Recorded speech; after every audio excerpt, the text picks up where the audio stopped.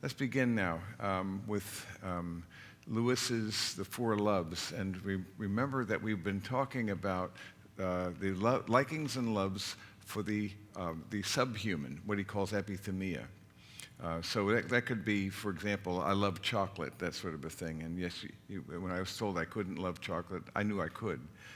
Not in the same way you love people, but you love the stuff. And there's a word for it that the Greeks have. It's a richer language than ours. And so it also could be likings and loves for music. It could be for art, for nature, all of that. There's a vast realm of loves, of desires, of the sight and the sound and the smell and all the other senses. What we have is epithumia, but then the second one we looked at was a love of storge, S-T-O-R-G-E, hearty, and it's the a love of affection. And we saw that the wonders of storge also are accompanied by downfalls, downsides, that each of these human loves is a seedbed of its own unique forms of hatred if it's not elevated by the fifth love, what I call the fifth love, but really what he calls the fourth, but it's the love of agape. Unless the divine love infuses the human loves, they can be the seeds of their own unique forms of hatred. And we looked at this with regard to the gift and the need love of affection. Now we're going to be moving from storge to phileo, or philea. And it's the love of friendship. And I want to make several comments about that because you see very few modern people think friendship, as he writes, is a love of comparable value or of a love at all when you compare it with eros or with storge, with affection or romantic love. And he says to the ancients, friendship seemed the happiest and most fully human of all loves, the crown of life and the school of virtue. The modern world, in comparison, ignores it. And his reason for this is that he thinks that the most obvious answer for that is that few value it because few experience it. And I think he's right. I think one of the most countercultural things you can do in this culture especially is to have a rich and abiding friendship that of the true nature that we're going to be describing. It's very, very rare and increasingly rare in an increasingly alienated and lonely culture, being amplified, that alienation, by various technologies. Friendship, as he says, is, in a sense, not at all derogatory, the least natural of loves, the least instinctive, organic, biological, gregarious, and necessary, you see. He says, without Eros, without Eros, none of us would have been begotten, and without affection, none of us would have been reared. But we can live and breed without friendship. So it's an interesting analysis that he did. He's about 62 years old when he does this work. It's later in his life. He'd lived to 65.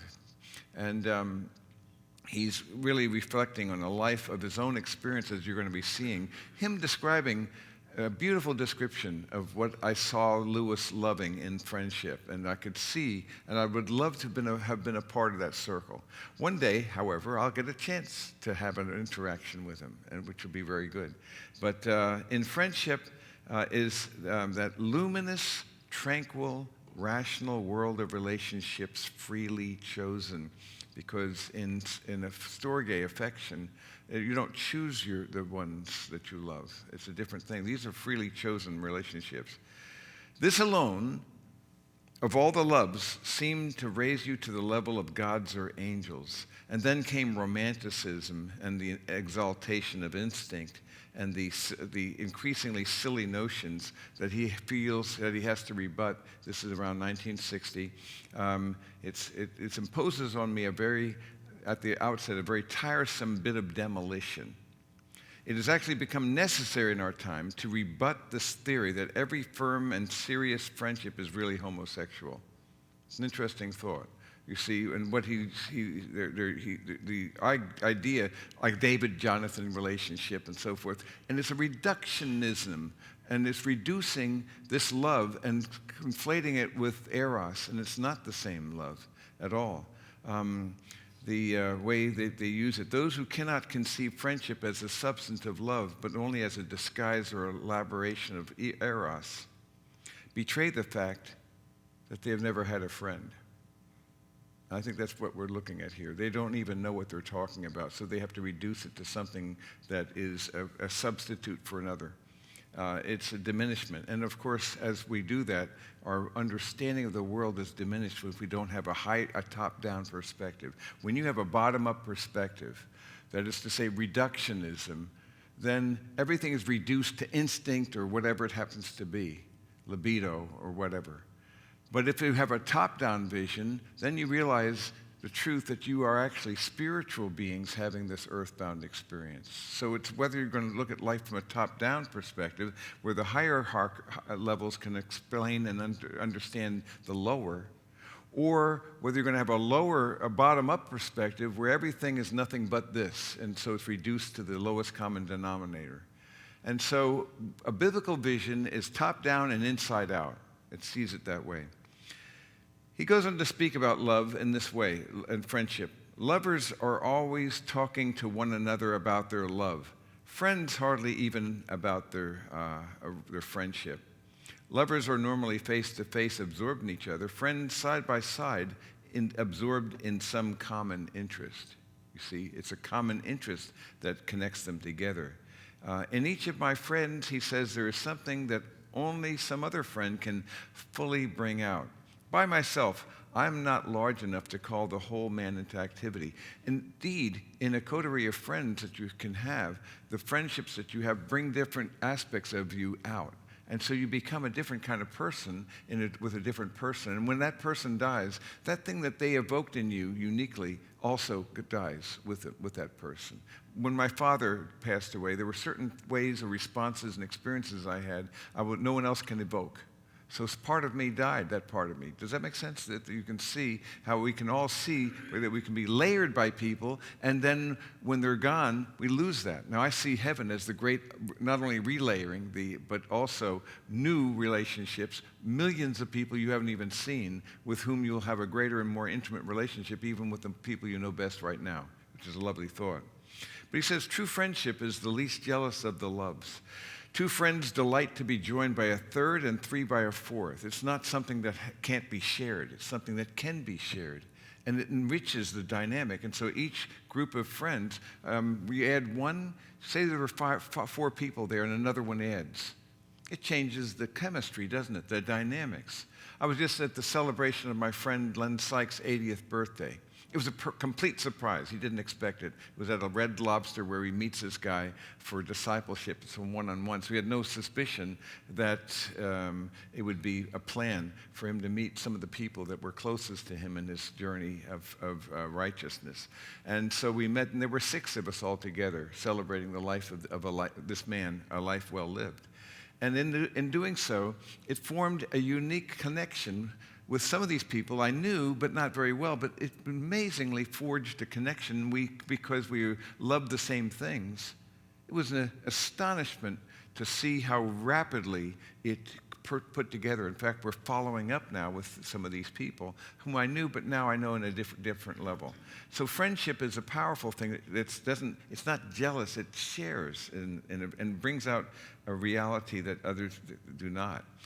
He goes on to speak about friendship when it can rise out of mere companionship, when 2 or more of the companions discover that they have in common some insight or interest or even taste to which others do not share. And I have a spectrum of friendship. This is where I wish I had connected. Where I go on the left side from a casual contact kind of a person. I wouldn't really call that a friend. Many of the people call friends are what I would call acquaintances, you see. I don't think very many people have, especially men, rich friendships in that way. You go from a casual or contact to a companion. At least you're connected together in some activity. And maybe then another level, a colleague. There's a collegiality. But then you can become a comrade. You see my alliteration here. But the highest form is covenant, the highest relationship. And you can only have small. Blessed is a person who has one or more covenant friends, where you know that that person will always be there for you, and it transcends geography. It transcends everything. There are people, a covenant brother or sister, someone in your life like that is someone you could call at 3 a.m. and they would take the next flight to see you if you needed them. You see that? There would not even be any question about it. So given that idea, there are certain relationships that you have. And it requires time, doesn't it, to continue to make it go. It requires intention. It requires a measure of risk and vulnerability in a deep, rich relationship, doesn't it? There's a measure of risk. And there's bearing the weight of love, both the benefits of love, but also the sorrows of love, especially when another person declines. And so there's a lot of different components that relate to this. It's not a simple thing at all. But we go on to continue with this material.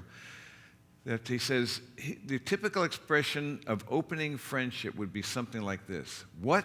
You too? I thought I was the only one. You see? What he says is, do you care? You care about the same truth. And that's a remarkable thing. And it could be something very minor or something very significant, but it's got to be about something. A friendship must be about something, even if we're only in enthusiasm, as he says, for dominoes or white rice, white mice rather. White mice. It's a very strange friendship built upon. I've seen stranger things, though.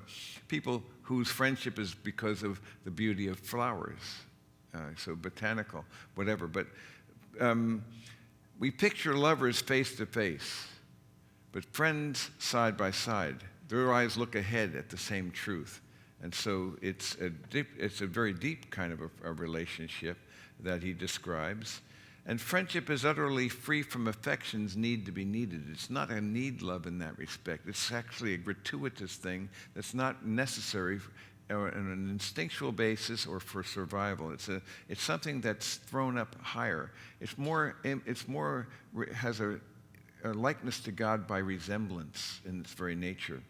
The mark of perfect friendship is not that help will be given when the pinch comes, of course it will, but that having been given, it makes no difference at all. One's not obligated now for the other person. It's not a tit-for-tat, a kind of a quid pro quo relationship at all. You don't keep accounts, but you just continue to give. And in giving, you're serving yourself because at the same time, there's a reciprocal relationship that is built on this relationship of us. So friendship, unlike eros, is uninquisitive. It doesn't deal with these matters of, it's more a matter of not always talking about itself, but talking about the thing that we share together, is if you see the concept. And so he says, it has no survival value. Rather, it is one of those things which give value to survival. So you can see the obvious difference there. Lewis goes on to say, and it's a long chapter, he gives this wonderful description of his own loves and his own friendship, and he invites us into an evening with his friends. He says, those are the golden sessions. When 4 or 5 of us, after a hard day's walking, I love that, walking with her friends. That's a nice thing right there, a walking tour with friends. And he would do this often, not just by himself, but also and it was a lovely area, of course, in which one could do that. But he says, those are the golden sessions when 4 or 5 of us, after a hard day's walking, have come to our inn, when our slippers are on, our feet spread out towards the blaze, and our drinks at our elbows. Nice image, isn't it? When the whole world and something beyond the world opens itself to our minds as we talk. And no one has any claim on or any responsibility for another, but all are freemen and equals, as if we had first met an hour ago, while at the same time, an affection mellowed by the years enfolds us. Life, natural life, has no better gift to give. Who could have deserved it? Isn't that a lovely description? You see, here's a man who knew what that was like, of having fellowship with people and having, you can just imagine them having their drinks at their arms there, and their pipes and or whatever. The thing about that is it would be an affection, but it's born out of that friendship, that intimate connection together, and talking about ideas and not having an agenda and just going on and ideating together, and each person adding another thing. It's like a kind of the jazz again of connecting things together. Remember, jazz, it rewards individual excellence, but it requires, it demands selfless collaboration. So it does reward the individual, but there's a collective collaboration, and the loss of that self, you see, where you deny yourself and enjoy the others, and then there's a relationship that emerges from that. So he speaks, though, of the fact that there, in his culture especially, now it's less so now, I think, but in his culture in particular, there would be some contexts, but not as many, I think, as we have now, where men and women would work side by side. It wasn't as common then. Or where they would be in the mission field, or where they might be among authors and artists. There, you'll have friendship between the sexes being common, but it was not as common as it may be in our time. He says, a world where all men and women had sufficient common ground for this relationship could also be comfortable. At present, however, we fall between two stools. The necessary common ground, the matrix, exists between the sexes in some groups, but not in others. And so, as a consequence, there's a diminishment, as he describes it. But he says men have learned to live among ideas, and they know about these other things. But the person who isn't in that circle, who hasn't had that experience or that background, then can not enter into the friendship, because as soon as they enter into the circle, the friendship ceases. They're not inside. But I like what he says. Even though, say a woman comes into this friendship circle of men, and she doesn't have the education or the background that was very common at that time. Here's what I think a brilliant thing about Lewis that's really ahead of his time. Although she may not be able to speak those things or have that commonality, yet he says she may be quite as clever as the men whose evening she has spoiled. You see? Or cleverer, but she is not really interested in the same things nor mistress of the same methods. So what he's saying, it's not that one is inferior to another, but it's just the circumstances and the connectedness that is now prevails, which is, I think, in my view, very ahead of its time. This love, free from instinct, free from all duties, but those which love has freely assumed, must almost wholly free from jealousy, and free without quantification from the need to be needed, is eminently spiritual. He thinks of this as the most spiritual of the loves for that reason. So he's going to be speaking about several things, and again, one of the ideas of how there's a danger, a downside, a pull that can be a distortion, as I mentioned before. He's going to move into that now. When he speaks about the benefits in the early church, these little pockets of early Christians survived because they cared exclusively for the love of the brethren and stopped their ears to the opinion of the pagan society all around them. We would do well to stop our ears to the opinions of the pagan society around us and not stop listening so much that it becomes so granular that it defines us, but inclining ourselves to the things above, the things that matter, the things that are most important, and to contextualize our journey in that larger matrix. But you see, there's a sense, though, when you have a pocket of people, a group of friends like that, there is a sort of secession, even a kind of rebellion that he describes. So the dangers of friendships, it can be a school of virtue, as the ancients saw. But what they don't seem to have seen is that it can be a school of vice as well. How? It's ambivalent. It makes good men better and bad men worse. As you well know, people never do as much evil by themselves as they do when they're with others, or they can do with others. Nor, to the opposite, we don't do as good by ourselves as we do in the context of community, of loving community. You see, so the actual collective can amplify the thing, whether for good or for ill. So the very collective itself is itself a thing that can go one way or another. It's ambivalent. So as he says, it makes good men better and bad men worse.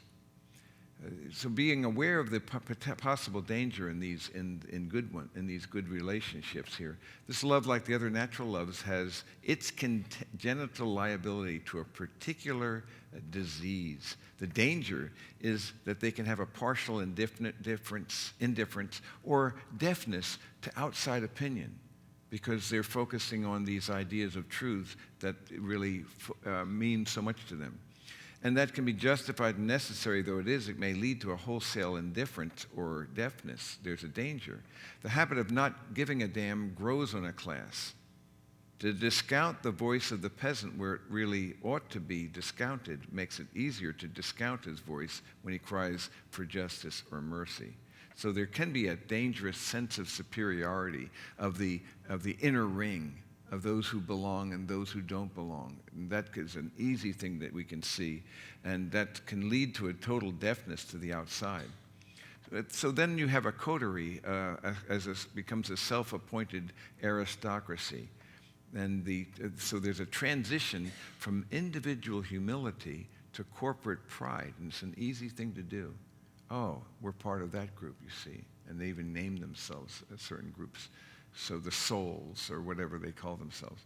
So friends are in danger of coming to regard themselves as an elite because they are already attached. They are inside, as it were. And so that's the danger. And I can see that. I've seen this. So we can detect the pride of friendship, whether Olympian, titanic, or merely vulgar, in many circles of friends. The common vision which first brought us together, though, may fade quite away. We shall become a coterie that exists for the sake of being a coterie, a little self-elected and therefore absurd aristocracy, basking in the moonshine of our collective self-approval. I like that line. He says, just because this is the most spiritual of the loves, the danger which besets it is spiritual too. What's the great danger of this? He says, friendship is, even if you like, angelic. But man needs to be triply protected by humility if he is to eat the bread of angels without risk. Because it's a very high thing, and I think he's right about this. It can be used and misused for wrong purposes. So like other natural loves, it's unable to save itself. And so the danger is that you must realize the pull is pride. The most spiritual of the sins has the most powerful of the downward pulls of that corporate or collective pride, that arrogance. And so as a result, you must invoke the divine protection if it hopes to remain sweet. Otherwise, it loses and goes bad on us. For a Christian, there are strictly speaking, no chances. A secret master of the ceremonies has been at work. Now he's talking about friendship, being free of all that. We think we've chosen our peers, but actually there was someone who may have chosen them for us, even if we thought we were choosing them. He speaks, this is where he comes up with that phrase, the invisible master of ceremonies, that I very much like. For a Christian, there's strictly speaking, no chances. A secret master of the ceremonies has been at work. Christ, who said to the disciples, "You have not chosen me, but I have chosen you," can truly say to every group of Christian friends, "You have not chosen one another, but I have chosen you for one another." Isn't that an interesting way to see that? The friendship is not a reward for our discrimination and good taste in finding one another out. It's the instrument by which God reveals to each the beauties of all the others. So it's a great image in my mind of how It is he we may dare to hope, who sometimes does, and always should preside. Let us not reckon without our host. And that is, I think, a good, wise word. I have a little extra material I want to add to it, and it's from my book, Conform to His Image. And it's on the section on what's called holistic spirituality. And there I look at relationships, I look at work, I look at parent-child relationships, the husband-wife relationships, and friendships, and society. And here are just a few thoughts I had on friendships. As I say, in Conformed to His Image, relatively few of us experience true friendship.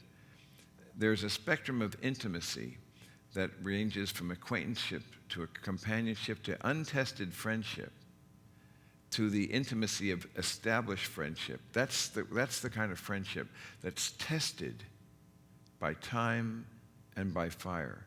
You know what I mean? Then you can see that we've all had some untested friendships, but then when time or fire comes up, then you discover who your real friends were. We've discovered we have a lot more fair weather friends than we'd like to think. And so it's a dangerous pull. But there's this idea of time and fire. What people have called friends are more likely to be acquaintances or companions. It requires an intentional investment of valuable time and energy to cultivate and maintain special friendships. I've made myself open to and available to a wide array of people and have become deep and rich friends over the years. And so I'm filthy rich in relationships, and that's the grace of God in my life. But at the same time, there's a cost. The cost is availability. The cost is weeping when another weeps and rejoicing when another rejoices. You may rejoice when they rejoice, but you have to weep when they weep. And there is this time that's mandated and required for you so that the very good that you have has its price, its cost, to sustain that very good. As friendship develops, it's natural to begin on the level of facts, to move to the level of opinions, and then to reach the level of feelings. This is where men talk more about facts than about feelings or relationships. But I think that they can develop that quality as they move along. So then here I wrote, as another bullet, these are just a series of bullets, as C.S. Lewis in The Four Loves observes that friendship is the least natural of human loves, since it is not driven by instinct, necessity, or survival value. In addition, true friendship is the least jealous of the loves, and it's essentially free from the need to be needed. You just heard me say those things before, but I'm kind of summarizing that now. Another point, it's important that we learn to love people without being controlled or consumed by them. When dealing with people, it is wise to hope, but not to expect. Never center your whole faith on any human being. Only God can sustain that burden. And I think there's a danger of us succumbing to looking to other people as our source of provision when they may or may not be a means, but they're never the source. You're putting a freight, a burden, a weight upon them that only God can carry. So realize that they are not the source of your provision, or otherwise you'll be committed to manipulating them. But rather they're means by which God may or may not provide. So there's no need for true quality friendships, he says, that I say. I'm now reading from Conform to His Image, so I shouldn't say he says. Quality friendships are characterized by trust, openness, mutual respect, honesty, and self-disclosure. And if you stop and think about it, you really realize, looking back at your own experience, you can see, I can just pick a relationship and just sum them up. So I'm thinking about my friend Len Sykes because I happened to have just mentioned his 80th birthday party, which we celebrated. So immediately I think of moments, if I go to this list, what are the times of trust, of openness, of mutual respect, honesty, and self-disclosure. A whole bunch of things just popped into my mind, especially one time when he rebuked me and I didn't like it a bit. But faithful are the wounds of a friend, but deceitful are the kisses of an enemy. And it really had a big impact on me. So a whole thing, and these qualities are true of any of these relationships. Friendship is founded on sharing a basic consensus of beliefs. It's built on caring about the same truth. And then another point that I think is important that I added, true friendship is revealed in times of crisis. I alluded to this before. Times of adversity and distress test the reality of friendship. The idea of a friend loves at all times, and a brother is born for adversity, Proverbs 17:17. So there are times, and you can think about what are the times of adversity that you've been summoned to equip and to empower and to encourage your friends at times of need. Another point I make is a real friend is empathetic. He or she rejoices with you and weeps with you. A false friend resents or is envious of another's good fortune and can secretly gloat at another's misfortune. It's an interesting thing. We're called to weep when others weep and rejoice when they rejoice. Sometimes we rejoice when they weep and weep when they rejoice. There's something wrong with that. I'll let you process that. But no, it can't be true, right? That couldn't be you. You know better. There's a danger. The heart is deceitful in so many ways. Who can understand it? But the highest level of friendship includes the dynamic of covenant and commitment. In this covenant relationship, two people agree to walk together for life in trust and loyalty. I give a couple scriptures for that. And I actually remember a couple moments when that sudden realization took place. Not always that way, but sometimes there are special moments when you realize that we've just become committed to one another, to watch after one another for life, which is a great thing. I love this quote by Antoine de Saint-Exupéry. He's the author of Le Petit Prince, The Little Prince. And I love that book. I liked it so much when I read it when I was 16 years old. I still remember I was in Hackensack High School, and I came across this little. How many of you read it? The Little Prince. Not as many. You should all read it. It's a story. It's for adults, of course. It's a powerful and rich little story about the things that matter are invisible to the eyes. Very, very remarkable. Poetic. It's like a poetic story, is what it is. I was so enchanted by it that I wrote a libretto for an opera. And it was, I wish I had it, it rhymed. It was a beautiful thing, and it really turned out very well. I wrote it in my handwriting, and I remember the two different colors of ink I used for the various purposes. And it's one of those sad things that I lost. There's so many other things I have lost, especially when I went off to college. All my great treasures were thrown out because my sister came and moved in, and they must have pitched all my things. This was not a good thing. I'm not bitter.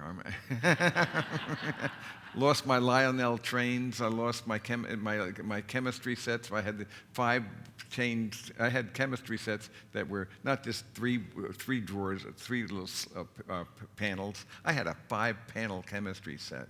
I mean, the best they ever made. They had stuff that should never have been in there, including lithium. But things like this, I used to do experiments where I'd actually blow up Pyrex test tubes. That takes a lot to do. But all these, my Gilbert erector set and all these other things that I had, all my notes and everything, gone. And it's a great loss. But I wish I could somehow, of all the things I did, that may be the thing I'd most like to recover. What did it look like? Because I remember doing it. But this great portrait, this poet, put it this way about friendship. And it's as good a description of the benefits of friendship as I've ever read. Exupéry says, friends share the treasure of common memories, the treasure of common memories, of trials endured together, of quarrels and reconciliations and generous emotions. Let me read that again. I think it's a very lovely picture. And immediately I can think of a lot of people, a lot of relationships that summons up. He says, friends share the treasure of common memories. of trials endured together, of quarrels and reconciliations and generous emotions. One of the tests of friendship, when it's a tested friendship, it endures that. And when it survives, it's like being tempered like a steel. So it becomes more rich because it's gone through the shared furnace of affliction and adversity. And so it actually tempers you and makes you more solid as a result. They build mutual histories of joys and pains, is what we're talking about. And so I can think of, if a person comes to mind, I can think immediately of I'm thinking of several people right now, mutual histories, both of joys and of pains, of great gains and great losses. Spiritual friends believe in each other, they build into one another's lives, and they encourage each other to grow in their relationship with God. They're faithful, and they're willing to ask tough questions to keep one another honest. They sharpen, and I have a proverb for each of these, a text for each of these. They sharpen, counsel, encourage one another. They sharpen each other, they counsel, and they encourage. Those are good words. And a real friend rebukes when necessary and is candid and truthful. Lasting friendships keep confidences. They listen attentively and empathetically and do not seek to control or manipulate. What are your questions about friendship? Yes. How would you classify, I've always admired the deep friendships that can occur among men who have served in military service. That's right. When they, in fact, would jump on an explosive Mm-hmm. to save their comrade. Yes. Those friendships seem to really last a lifetime in our community. And it's, a bringing together of men, and now, of course, today women as well, but let's say just keep the men that are randomly put together in a unit. And it's just incredible, the depth of friendship. My father had such friends. Yes. In the Air Force. Yes.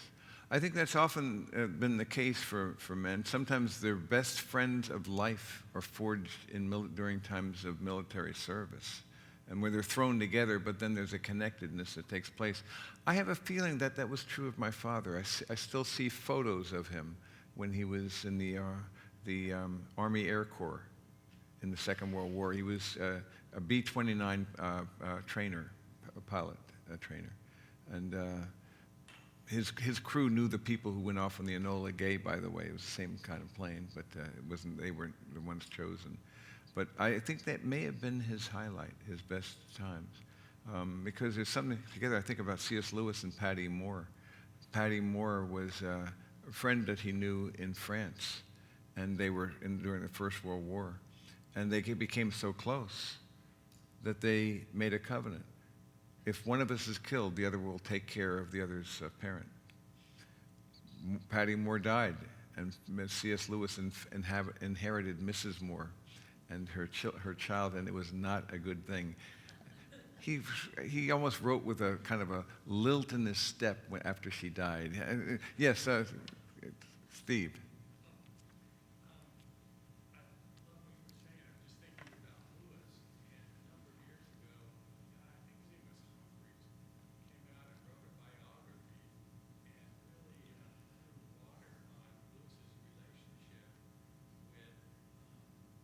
Tolkien, right? Yeah.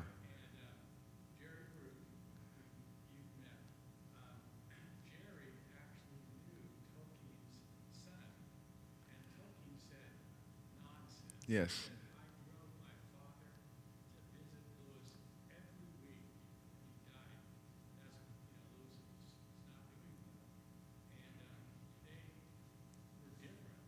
Lewis was Anglican, and Tolkien was Catholic. But Lewis really adhered to supernatural. Anyone who's a thoroughgoing supernaturalist who believes Christ has died to save them. And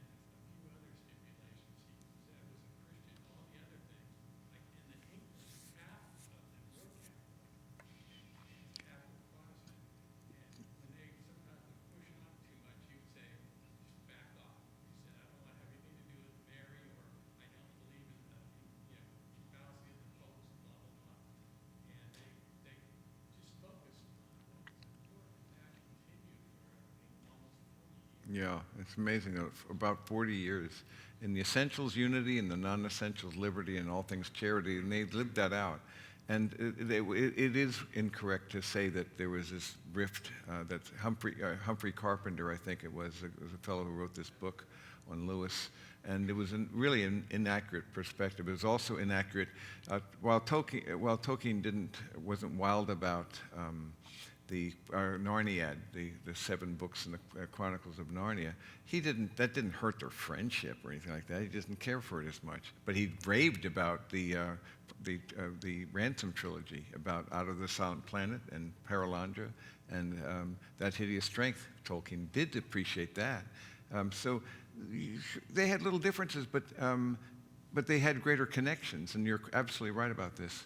And it was Tolkien, I think, who recommended, no, it was Lewis who recommended before he died Tolkien's The Lord of the Rings as for the Nobel Prize, and he won it. But it was Lewis's testimony, and that was just really not long before his death that happened. A letter was found pretty recently that was discovered about that. So it's connections. Yeah, people misconstrue these things. It's almost like they want them to have a bad time. There's something strange about us. How does it that we gloat on the pains of others? It's almost a parasitic device whereby, and that's why you have reality TV, so-called. That's why you have hoarders, and you have storage wars and all these idiotic things, because I'm surprised they don't have one called trailer trash. I mean, I'm surprised, because it'd get a good audience, because people somehow feed. My life's not so great, but certainly not as bad as them, so it makes them feel better about themselves. There's a kind of a parasitical relationship that goes on that's not pretty. Any other? Sally, yeah? Okay, next week. Yes, Bob. Is it possible for 2 non-believers to have a covenant friendship or relationship? Oh, I think non-believers can have a covenant relationship, yeah. It's not as what it could be, but there's no question about it. There are strong such relationships that have been seen throughout the course of history, where they would do anything for one another, and and geography didn't separate them or anything like that. I think so. But the potential of a covenant relationship when the spiritual is added was only even richer. So, as I see it. Well, we're out of time. Let's just close in a prayer. Father, we thank you that you've called us to be your friends. We are no longer slaves, but you've called us friends, because all things that you've revealed have been made known to us. And so, as your friends, but also as your children, as also your bride, we see these brilliant and wonderful metaphors that reveal the richness of our relationship with the triune Spirit who rules and holds all things together, in whose name we pray. Amen.